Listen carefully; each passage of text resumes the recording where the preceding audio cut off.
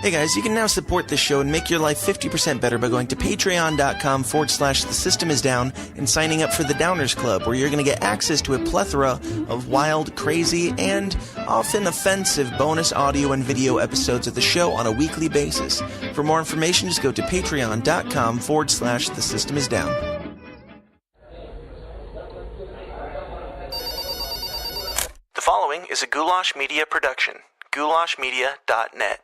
Today's episode is sponsored by the 29 Toes podcast. If at any point during this episode you find yourself a little too uncomfortable and triggered, you can head over to 29toes.com and kind of decompress your brain a little bit, where they're just having casual, laid-back, fun, funny conversations about things that are going on in their lives, in the world, things in media and entertainment, all that fun stuff. So check them out at 29toes.com or wherever podcasts are sold. Welcome to the System is Down.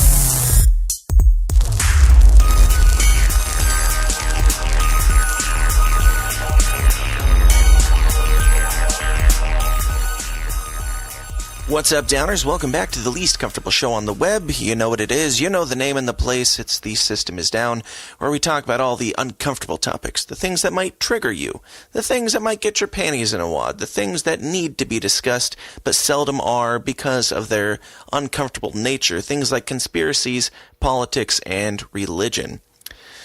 And if you're new here, go find the person who invited you, give them a big #MeToo, kiss on the mouth, and a slap on the rear from me, because I appreciate you being here, of course, and from you, because I think you're really going to enjoy today's conversation. And if you're one of the many people that tune into the show every single Monday morning for your weekly dose of discomfort, welcome back. Always a pleasure to have you. Today's episode is my conversation with the great Joey Svendsen, who is not only a pastor, but he is one of the co-hosts of the BadChristian podcast and the main host of the Pastor with No Answers podcast. He's also an author, and he does a whole bunch of fascinating things, and he's got a great story that I can really relate to.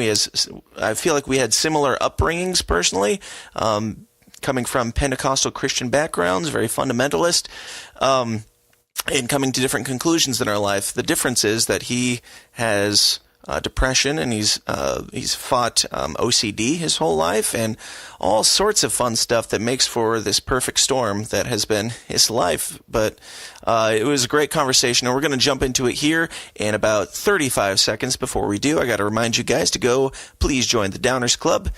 You can do that by going to patreon.com/thesystemisdown and signing up for as little as a cup of coffee a month. That is $5 only a month, and you'll get our whole catalog of bonus audio and video content that we do every single week, often multiple times a week. So go check that out. Help keep the show getting bigger and better, more beautiful as we move into the 2019 year that will be better than 2018, we can all hope. So patreon.com/thesystemisdown. Go check it out. All right. Here's my conversation with the great Joey Svendsen. Let's get weird.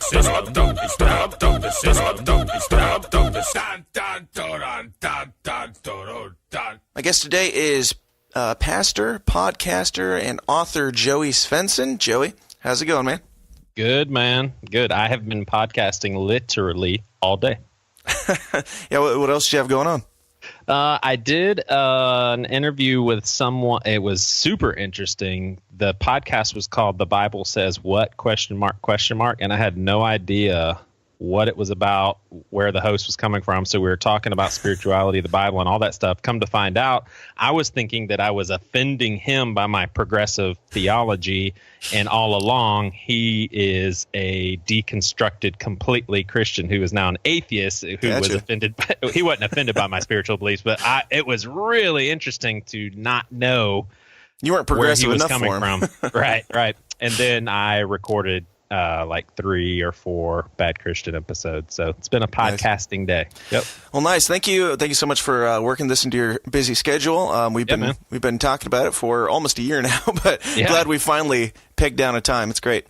But yeah, I read your book, and that's the main reason I wanted to have you on the show to discuss. And I know that I feel like a lot of our childhood was very similar to each other and had a lot of similar results. Mine not nearly to the extreme of yours after reading your book. Yeah. But what are you trying to say, man?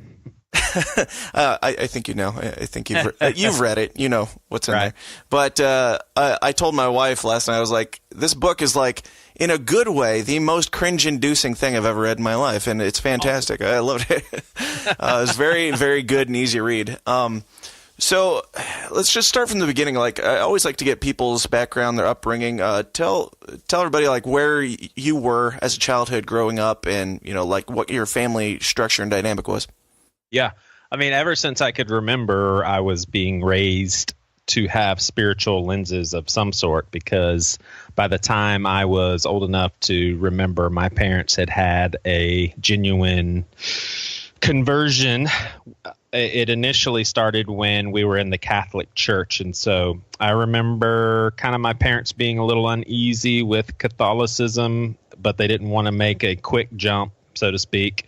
But I mean, for people that aren't familiar with Catholicism, there's definitely a legalistic side of it, and yet the legalism doesn't really come from the Bible, because you're not really reading the Bible either. But Sure. that's when a lot of crazy notions, I think, started to take place. Like, I'll give you one example, and that was that I remember feeling obligated to tell my dad when he asked me who I thought was the most beautiful woman in the world, and he's got his arm around my mom, thinking that it was an easy answer. Right. And I said, well, Mom, except for the Virgin Mary. And I really felt like that was my obligation to say that. Like, Sure. I felt like I would be disobeying God by not saying that. So that was how I started looking at the world spiritually, just through a legalistic viewpoint. And then when they started looking for other churches, we went the pendulum swung in the opposite direction, and we were in Pentecostalism.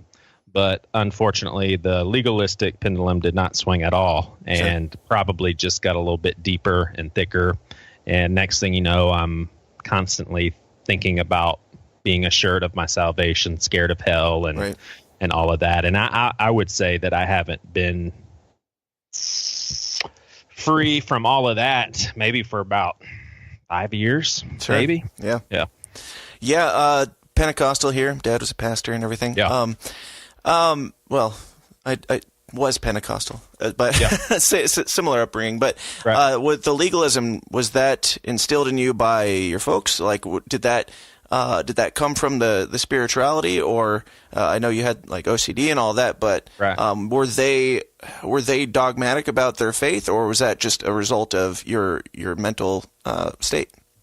Yeah, well, interestingly enough, my parents did contribute to that, but I don't see them in a negative light, because they were just going through the motions with what they were learning at the time as well. Sure. And if anything, they were seen as kind of rebellious in our church circles, because they let my brother and I listen to Christian metal and things with a beat. They let my brothers my parents let my brother have long hair, and, we could do different things with our fashion, and some of that stuff was really looked down upon. So, Right. and, on one hand, maybe my parents brought a healthy element into all of it, but my mom read the book and definitely felt burdened, and Sure. even articulated, I feel like some of this is my fault. And even though I know there's some truth to that, I don't see it in that way. And I've told her specifically, I was like, Mom, your mothering, I don't see in any other light but positive. So Absolutely. You're just going to have to get that out of your head.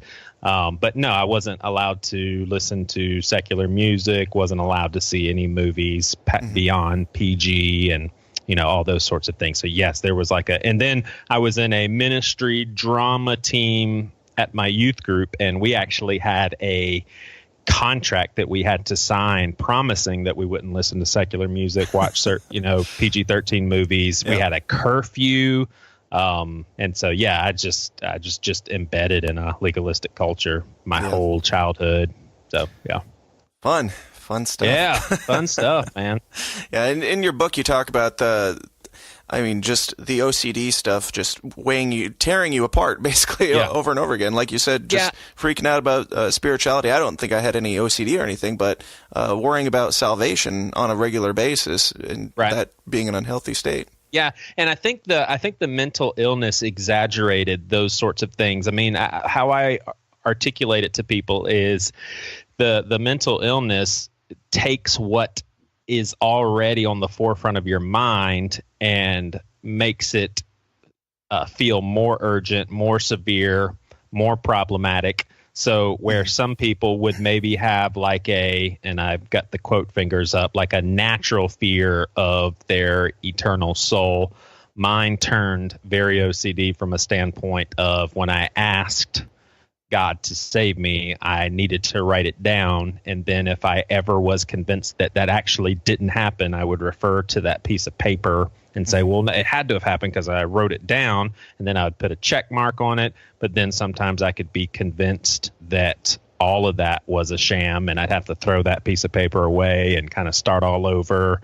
And then, sometimes I'd be convinced that I wasn't even awake when I said it, or I wasn't sincere, or I didn't address God appropriately. And I said Jesus, I should have said God. I said God, and I should have said Jesus, or I didn't really mean it. And so I think that's where the OCD parts came into, where I explained that to somebody else and they're like, my gosh, that sounds crazy. And I'd be like, yeah, it was very crazy.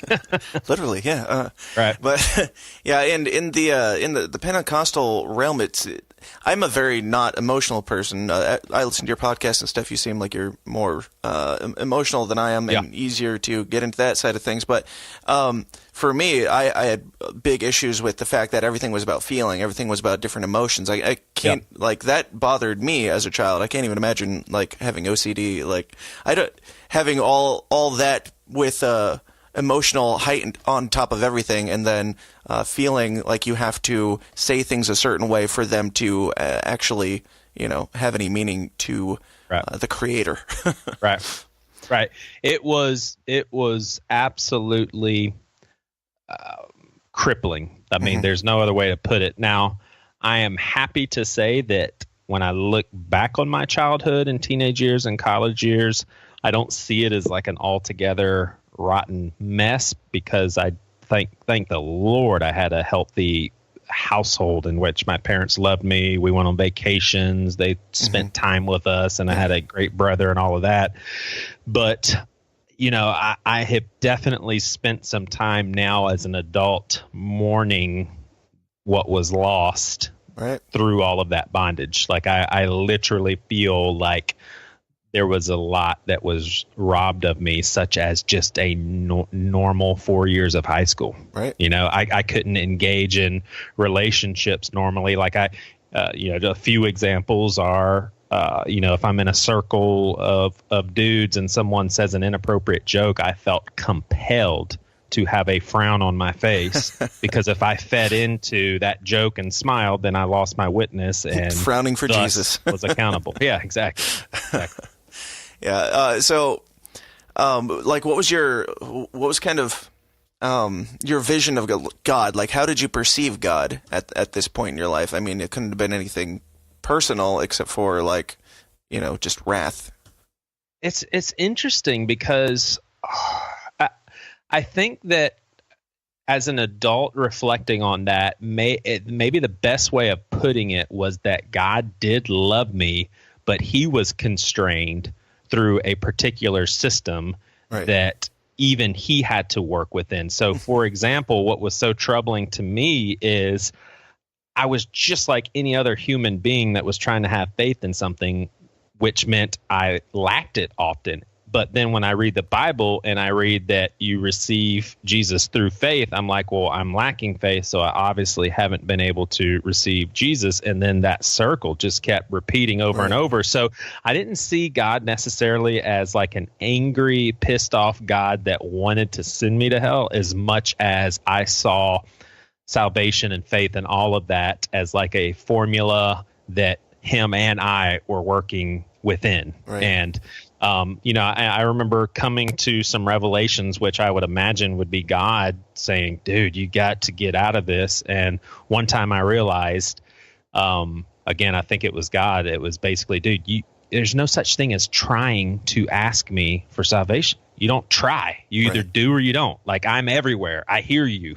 I'm omniscient. I'm omnipotent. I'm omnipresent. I got this covered. So if you're saying something to me, you don't need to second guess your intentions or anything. I already know all of that. You cannot try to ask for something. And that actually brought me a good bit of peace. Like, well, yeah, that even logically makes sense. Yeah, absolutely. Now, how early in life did you start to, did you have these thoughts, like these OCD obsessive thoughts and actions, and was that anywhere presenting itself outside of the faith stuff? Like, I mean, you hear about people who like feel like they have to turn the light switch on and off 5 times before they leave the room, or their mom will die or something like that. Was there anything like that, or was it mostly just on faith? Oh man, I wish I could say that it did, but honestly, I did do the light switching stuff, but it was kind of revolving around the number 7. And it was revolving around the direction of up instead of down, like towards heaven instead of towards hell. There were just all sorts of rituals in my head, and I would venture to guess that it was probably all related to spirituality. Yeah, I can't really think of ways in which it was not related to that. Yeah, which, I mean, if spirituality is, overwhelming and overshadowing your entire life as much as it sounds like it was, I mean, you probably can't even remember anything outside of spirituality in any way. And I mean, and it all boils down to if there's like this eternal torture chamber that people are consciously burning forever, then honestly, it's worth the OCD. It's worth the irrational approach and making sure and putting yourself through that hell on earth. Well, at least you get to avoid hell. Right. And I just, I think that's why I'm so cautious not to try and spoon feed my kids in a particular, I'll rephrase that. I am very intentional with never communicating anything about God to my kids that's fear-based, because I don't think there's anything to be afraid of. Sure. And there are some fear notions that some of my kids have picked up on, and I have no idea where. And the only thing I could imagine is just the general notions of evangelicalism, given I pastor one of those churches, and they hear stuff from the teachers that I legitimately oversee. And so I don't feel like it's something that I need to abandon altogether, but I do feel like I need to be very intentional in my conversations with them. Like, one of my kids one time lamented on how her faith was just not where it needed to be, and she was afraid. And I said, listen, if the God that we believe in exists, then he does not want you to toil with that. So stop. No fear. You don't need, if you don't have faith, you don't have faith, and God still loves you, and he's going to take care of you. And one day maybe you will have, but it's just like, and part of it too is just like, gosh, how tragic is it that so many kids, me being one of them, that was confronted with some of these deeper, in my opinion, faulty, but deeper spiritual truths that were so scary. I mean, it's just like, I want to tell people, just let your kids play hopscotch and be on their iPhones and watch TV and play with their friends, man. Don't scare them. Right. Yeah. And but then again, it all goes back to, if you believe in the traditional heaven and hell, then all of it's worth it. You better damn well indoctrinate your kids. Right. Yeah, I get that. And I've been asked the question many times on our forum and on our show and stuff like that, whether or not teaching your children about hell is child abuse, because and I've said the same thing. Like, if you believe that it's real, then you'd be abusing your child not to teach them about hell. But if it's not real, then maybe making them live in fear is, I don't really have an answer, because I can't confirm or deny whether or not hell exists 100%. Right. So what's your take on that? On whether or not it exists? Well, yeah, and whether or not it's child abuse, I suppose, if you think it doesn't. I mean, I would agree with your rationale. It is definitely not child abuse if it's real. And I would even go so far as to say, you know what, if a parent suspects that it could be real, then I don't blame them for trying to indoctrinate. It just so happens that for me, and this is not someone speaking, and you know, I understand where people are coming from, and I understand that a lot of people will write me off as a heretic and obviously Sure. making my own rules and straying away from the Bible, but I'll still put it out there how I see it. This is not coming from a person who has stopped talking to God, who has stopped seeking him, who has lost a peace that passes all understanding. Like I have access to this. And again, some people could say, well, yeah, it's a faulty access. You're not really hearing from the Lord because you're not believing correctly. But I am fully convinced that the concept of hell and people being tortured forever just does not make sense. It doesn't make logical sense. It doesn't make sense in light of God. It doesn't make sense in light of Scripture. I mean, there's a podcast that I've listened to called Rethinking Hell, and Chris Date would destroy anybody in a debate in the concept of annihilationism over eternal conscious torment. I mean, and he'll take it verse by verse, any verse that you can think of to throw his way. He will give you a very thorough, detailed explanation. A lot of it has to do with Old Testament prophecy and the words that they're using in the New Testament. They're just assuming you know what these mean. And so his whole basis is, no, people aren't tortured forever. They're destroyed forever. That's what eternal punishment means, is you are forever gone. Now, I feel like there's some verses that lend some credibility to Jesus being the hero of every person who's ever lived.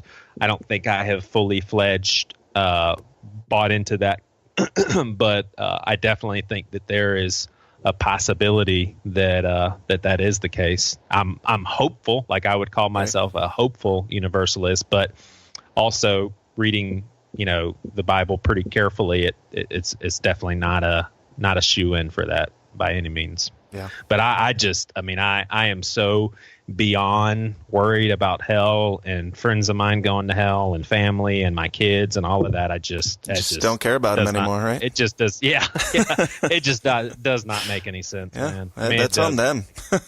Yeah. There you go.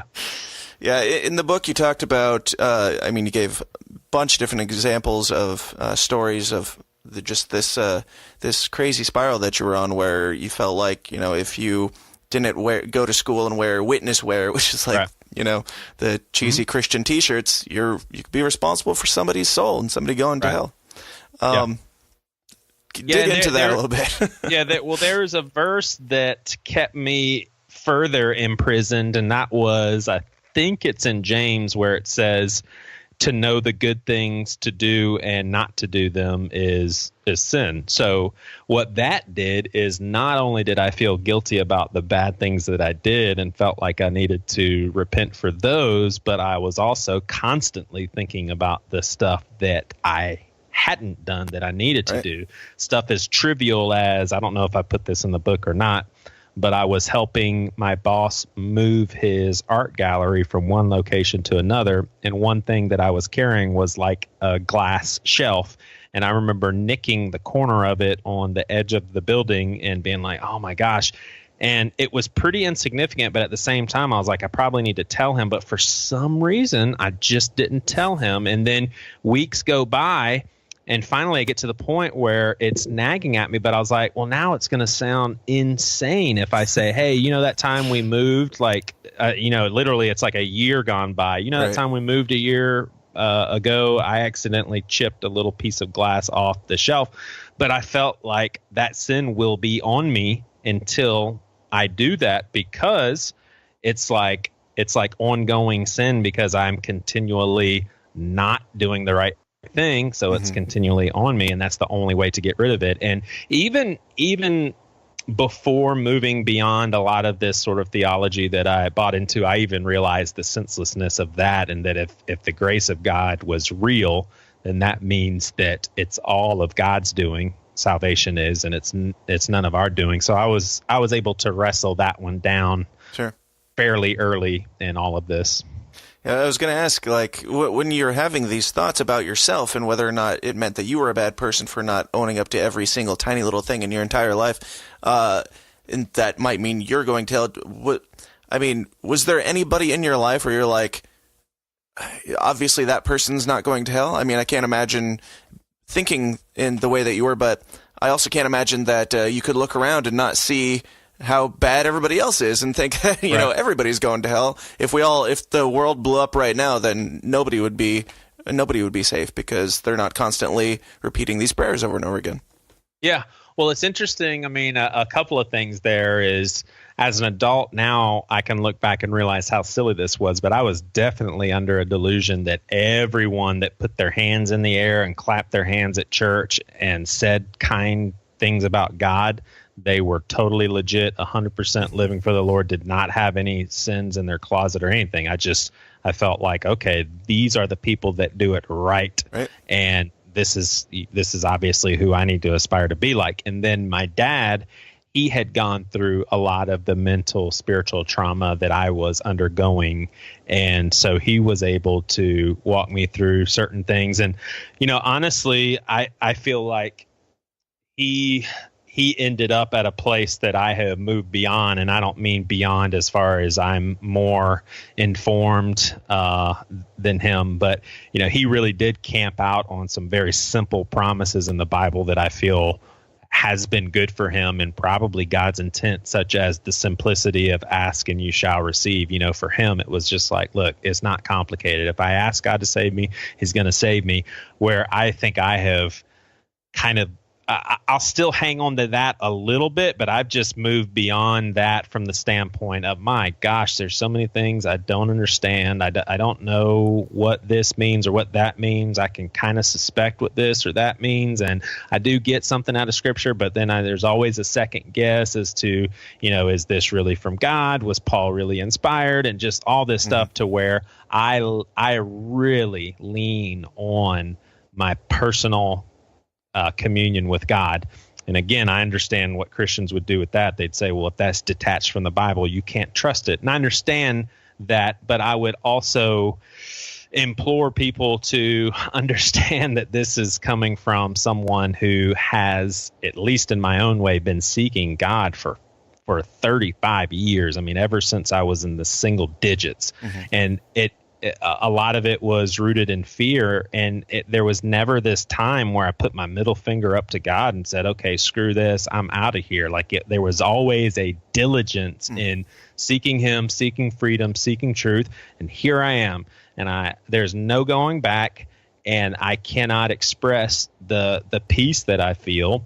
And it's like, if I were to try to reel it in and go back to an evangelical fundamentalist sort of point of view, I could literally just feel myself going against the Spirit. And so maybe I'm deceived. And, you know, as far as my upbringing, obviously, and I've talked about this on Bad Christian before, there's that tiny, tiny, tiny little piece of me that's just like, what if I am just classically backslidden? Sure. I have turned from the truth. My heart is hardened, and I am going to be punished forever and ever. And there's just no way. I mean, we were warned about it. We were warned, like, it's going to be easy. It's just going to happen one day when you start listening to these things and watching these things.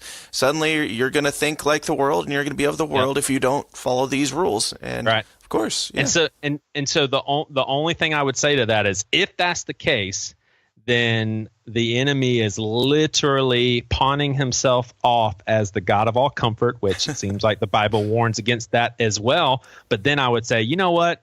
If God would allow that to happen to someone who only wanted to do what's right, who even served God, believing in the concept of hell, and surrendered everything, and had nights of turmoil and pain and suffering and just wanting to do what's right and wanting to be in the right place, and then he allows an enemy to steer me in the wrong direction, then, I mean, what am I to do with that? I mean, there's nothing I can do. Then I would say God is part of the evil side for allowing that to happen, and we're just all screwed. Yeah, I mean, absolutely. There's no way to look at it. Yeah, if you can do every single thing in your power and still fall, well, I mean, we still fall short, but and still like fall short enough that he's like, well, you didn't do good enough because you believed. You believed you didn't interpret these words exactly how I said. So exactly. I mean, imagine that's on you, man. Right. Exactly. Imagine my son constantly on his tippy toes saying, Dad, all I want to do is please you. And this is genuine. It's from the heart. Like, I'm scared that you're going to punish me, and all I want to do is do what's right. But then because he was thinking the wrong stuff, I just dismissed his effort, dismissed his intentions, dismissed his motivation, and just said, yeah, sorry, you're not thinking correctly. And Ed, on top of that, you imagine you actually created his brain from nothing and gave him those thoughts. Right. Absolutely. Absolutely. Yeah, it's interesting for sure. Yeah. So, what else we got here? I really enjoyed the story about the skater girl, because I was Pentecostal PK, and my wife was Southern Baptist girl, and well, before we got married, and we had the conversation with her dad of the once saved, always saved stuff, and I mean, I was just taught, this is what it is, and you never question it. It's just what you were taught. And then the first time I met my now father-in-law, I was like 16, and we had the conversation of, he was like, so if my friend who died didn't say a prayer before they died, did they go to hell? I was like, I'm 16.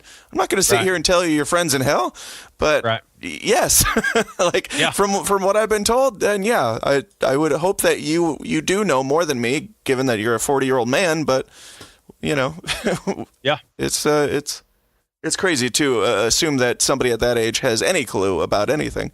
But yeah, absolutely. I mean, it is just such a crummy situation to be in, to have the weight of people's souls on your hands, and a God constantly looking down and not being satisfied with what you're doing. It's just it's a mess, man. I really do sometimes think about how extraordinarily amazing it is, and I don't mean that in a good way, of all the billions of people in the world.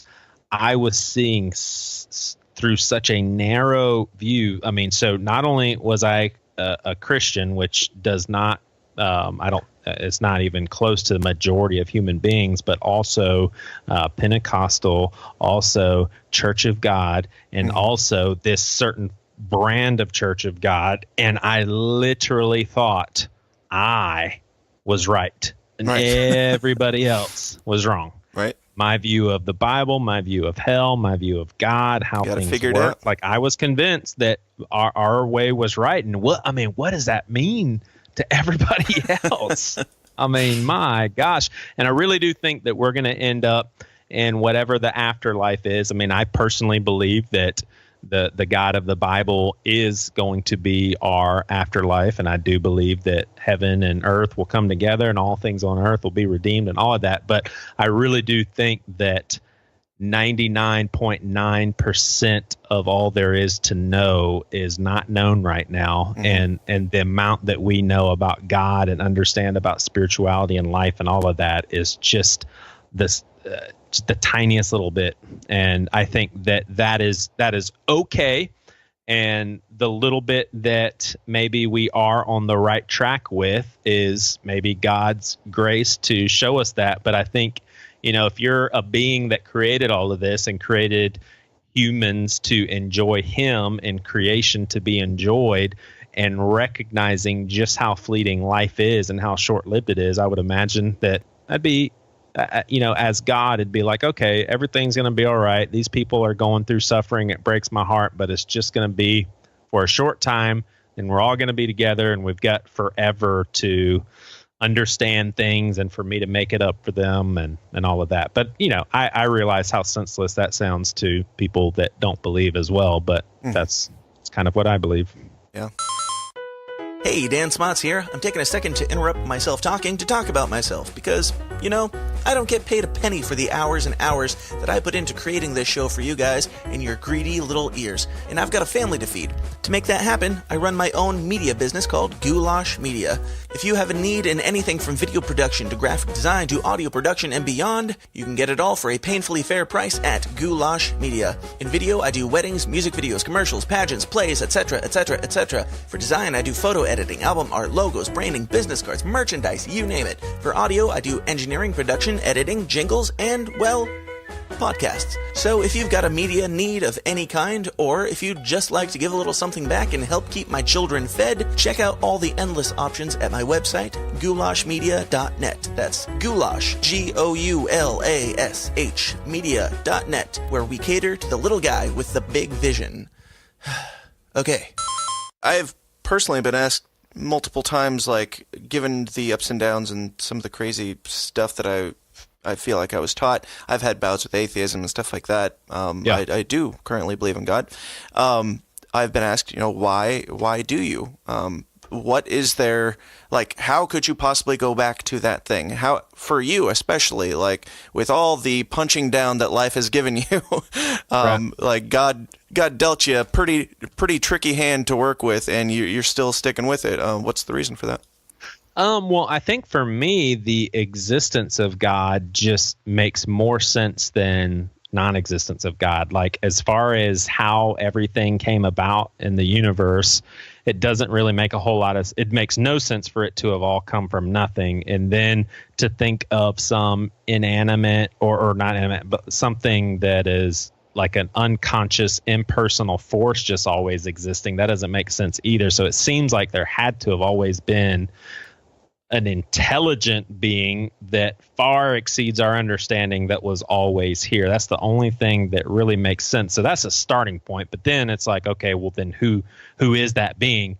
And all I can say is I really have been seeking who this is for my whole life. And so the main stuff that I camp out on are the stakes in the ground throughout my life, to where I just can't explain it any other way than saying God intervened.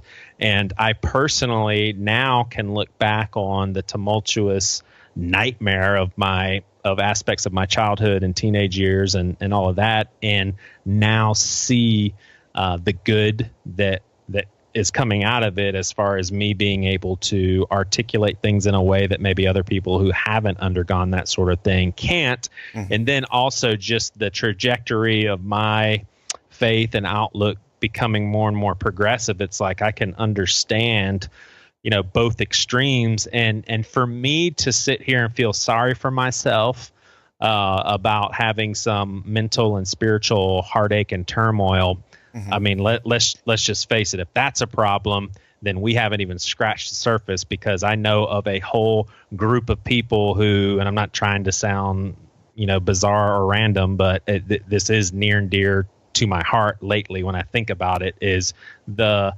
millions of people that were hauled into ships in the most unimaginably horrible conditions, and maybe even born on one of those ships, and then when they're old enough to know what's going on, they're going out into a field and working in the most horrible conditions. Their health isn't cared about or anything, and end up being a slave for 65 years and then die, and that's their whole life. Right. I mean, and you compare my life to that, and mine is a cakewalk. At least I lived in an air-conditioned house and got a free education and had Christmas presents to open on December the 25th. Right. So for me to say, wow, that's really messed up for God to allow me to go through all that, well, then we got more problems to talk about. Right.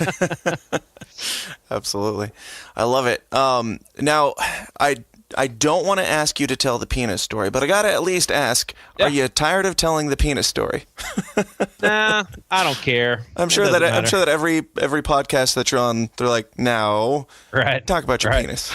Well, I mean, it just to me, it makes very logical sense. I mean, the snapshot is when you're a little kid and you see your dad's, you see it in such a magnificently large light. And I'm seeing that with my sons. I mean, they marvel at my penis. They're like, they literally, they literally I just present it in front of them on like a pedestal, and I'm like, check it out, guys. And they're like, well, I mean, just simply saying, boys, get in the shower with me. You got to get clean. Sure. Yeah. And they're just, I mean, they have literally uttered the words, I cannot believe how big that is. And I'm telling you, just man to man, it ain't that above average. So it's just these little kids being like, I can't believe this. Well, soon, I would say in about 3 or 4 years, we're going to be beyond those years of them seeing that. So in their head, they're always going to have this larger than life conception of what mine looks like. And so for me, I don't know if it was definitely a hint of mental illness and all of that. I just kept expecting that sort of size for myself. And so then you take the fact that I was struggling with sexual sin and I felt like I had pleasured myself too early in my life. I felt like I had stunted its growth. And so I was super scared that I had messed myself up for good. And, into up until even getting engaged, I was still worried. I was like, did I mess it? Is my wife really going to be upset? And so the punchline of all of this is I whipped that little boy out and showed my dad to ask him if I was all right. He said I was all right. So they haven't spoken since. My dad died of a heart attack right there, but I was good to go. Yep. Heart attack of the massive size. He was just so wowed by it, right? Yeah. There you go. There you go. So with all the, we didn't even get into much on the depression side of things too, which is another facet to your story. But with all the OCD and the depression and the things that you're working through in life, how are you doing now? Is this something that you're pretty well past, or is it still something you struggle with? The depression in general is not something that I'm completely past. I just feel like I am over time acquiring more and more tools to combat it.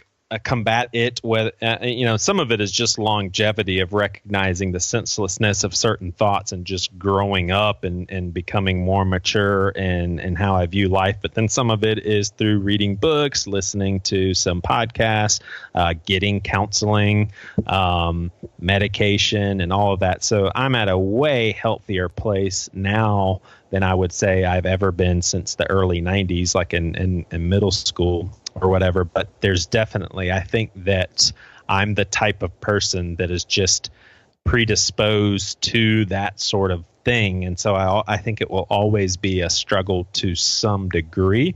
And I also think that it's, when we talk about it being a chemical thing, there literally is like a chemical pattern that your brain learns, and that it takes a really long time to unlearn and for those knots to be untied. And I think that maybe I'll never completely get to the bottom of it. Yeah. Maybe I'll never be able to literally clear it off and kind of have like a fresh start. But I do strive for that, and I do recognize the importance of putting, honestly, I think mental health is probably the most important thing, period, because I really do think if you're mentally unhealthy, then your relationship with God is going to be jacked up and messed up. So I feel like it is a top priority. But yeah, I still have, but whereas I would have maybe 3 weeks of hell out of the month, and then maybe not literal hell, like metaphorical hell, right? Right, metaphorical hell, and then don't believe in that around here. Yeah, and then 7 days of being like kind of numb. Mm-hmm. That was my life 15 years ago or so. Now I would say maybe 4 days out of the month are pretty challenging. Sure. And then maybe 3 days out of the month, I'm kind of numb. And then outside of that, I'm pretty good. Pretty good. Well, good. That's great to hear. Yep. What do you have? Do you have something to say to if there's somebody out there that is young Joey right now who's going through this type of thing, or who is even just who's going through the Pentecostal beliefs and struggling with that? You said that, you feel bad for yourself at that age. If you could go back, what would you tell yourself with the mental clarity that you have now? Yeah, I think that I would say to be careful of the narrow view that you're looking through. And if God is infinite, then at the very least, there is way more for you to understand and know, and open your heart up to that. And this is something that I will say, and you can take it or leave it, but I'm fully convinced that God made us to enjoy him. And so if that is true, which I can't think of any other reason a loving God would create us. if a loving God creates us to see what we'll do and what we'll choose, and then has some punishments lined up for the folks that mess up, I just cannot rationalize that being loving anymore. And now I also readily admit that I'm a finite human being, and maybe I'm seeing the whole thing wrong, and maybe that is how it works. I'm just not convinced of that anymore. And so I would encourage that person to really try to think outside of what you've been thinking, because right now all it's causing is pain and shame and bondage, and that can't be God's will for you. And then the other piece, maybe there's some people that really don't care about faith right now, and they struggle with bad mental health. My thing would be, if you are actively pursuing help, then that's the very least that you can do. I would just try to cover all of your bases, go after everything, healthy eating, eliminate some sugar from your diet, exercise, stretch, take fish oil, take antidepressants, get counseling, do everything you possibly can. And if you're just saying I'm depressed, there's nothing I can do, and you're not being proactive, then I hate that for you, because I really do feel like you are going to be in that as long as you'll allow yourself to be. Yeah. And that's kind of on you. It's absolutely. Very well put. Do you see a time in your life in the foreseeable future that you could not be on the medication, or is that just an accepted thing for the time being? It's an accepted thing for me. Now I'm certainly open to it, but I do feel at this juncture it would have to be a huge awakening in my life, from God making it abundantly clear to stop, or the discovery of some natural way that science discovers. But it would have to be a very extreme, obvious direction for me to go, because I have recently, as in the last 4 years, had to transition from one medication to the other. And so I went through a period of time where I was just completely clean of it, and I was a mess, man. We're talking OCD, very extreme. I'll never forget laying in bed, and I had like a budget app, and there was something that I wanted to check, and I checked it. And next thing I know, within 2 minutes, I had checked it probably about 14 times, and I could not stop. And my mind was just completely cluttered with, there's so much to do and I need to be doing it, but I don't know where to start. And it was just bombarded with so much to do and just all these things floating around. I mean, I don't think that I can make it without it, or at least in a healthy way. So that's just my lot. And, if it's my, maybe it's the thorn in my side that keeps me humble and that shows that I need God. And some people would say, well, if you need God, and get off the medication. But I don't, that's some bullshit, man. I don't listen to that. God wants me to be miserable. It's my penance in life for not wearing those Christian T-shirts every day. Right. So. And God hates doctors that create medication that can help people's mental health. That's right. Well, above all, I really appreciate and respect your honesty and your openness. I think that, especially as a pastor, we need way, way, way more of that on your podcasts, both of them, in your book and everything else. So my hat goes off to you. I think you're doing a great job, and I really appreciate you being here, man. Well, I appreciate it, man, and thanks for your time. Thanks for letting me be on here, and thank you so much. Absolutely. Now, go ahead and plug your stuff. Tell everybody where they can find out all about you, your church, your podcast, your book, and everything you got going on, man. Yeah, well, I pastor at for right now until I get fired. I pastor at Seacoast Church. You can go to seacoast.org, and I mean, if you're in the Southeast, you can maybe go visit a campus. Bad Christian podcast, you can go to badchristian.com. We actually have a conference in Dallas, and so if you're in the Texas area, or if you just love this interview and you're like, I gotta hang out with him and his friends, then you can hop on an airplane, come to Dallas. And then I do a solo podcast where we really explore faith and tragedy, and with a lot of open-mindedness, and that's called Pastor with No Answers. People can go to pastorwithnoanswers.com. So very cool. The book that you're referring to, you can find it at our Bad Christian store, but I think you can also go to fundamentalistpastor.com. But yeah, you can just go to badchristian.com and find all of that. And I think we made it through the entire episode without mentioning the name of the book until now, but it is called Fundamentalist, Stories of a Mentally Ill, Obsessive Compulsive Legalistic Youth Group Kid Turned Pastor. So yes, sir. Check it out. It's fantastic. I read it, which means a lot because I don't read. But Joey, thank you so much for being here. I'd love to have you on again in the future, and especially I want to talk to you sometime about conspiracies because I know that the people you hang out with don't appreciate that very much, but we do here. So. Awesome, man. Yep, sounds good. Cool. Well, you have a good one, and I'll talk to you later. All right, you too.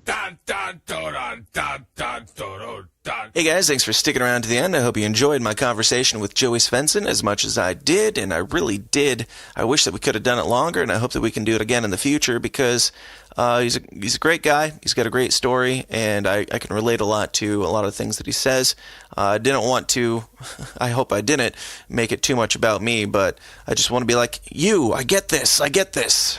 And reading his book, like I could relate to so many things, not so much the mental disorders and that type of thing, but just the Pentecostal upbringing. It's fascinating to speak to people who come from that same background and have similar stories and that type of thing. So, yeah, definitely check out his stuff. Check out his book. His book's a great, easy, short read. I think it's only about 100 to 150 pages, something like that. So, I'm not much of a reader myself. Don't feel bad if you're not, because you don't have to be. It's a good, quick read, and I got a lot of enjoyment out of it, even if you can't relate to anything that he's saying. It's very entertaining the way that he crafts the stories and tells them. It's really worth looking into. So go check his stuff out. Also check out his podcasts, Bad Christian and Pastor with No Answers. All good stuff. But yeah, Christmas is coming up. It is what it is. I've actually been more seasonally accepting this year than in past years. I mean, I usually hate this time of year. I'm trying to just, get over some of my hang-ups on it and just enjoy it, just accept life sometimes. And, my personality makes me, skeptical of all the things. I have problems with the ideas of obligatory gifts, or not even obligatory, but expected gifts. I don't like that. I think defeats the purpose of gifts in general, personally. If you have to go to somebody and say, what can I buy you? You tell me what you want that I can, with no thought, go out and purchase for you in this dollar range that will make you feel love from me. I don't understand that. I don't know why we do it. I prefer random acts of giving. I think it means a whole lot more, but I'm trying to put my cynicism aside for this year, for the most part. Trying. It's tough, but I'm enjoying it. I'm enjoying family time, that type of thing. So, yeah, I'm sure you will find yourself amongst family in the coming weeks. As you do, I would encourage you to, not be afraid to get into some civil dialogue about uncomfortable topics like conspiracies, politics, or religion. I think they're all important to talk about. They're all, if you take the ego out of it, if you take yourself out of it and just converse and be open-minded, it's fun. That's why I do it. It's to learn new information and to have fun.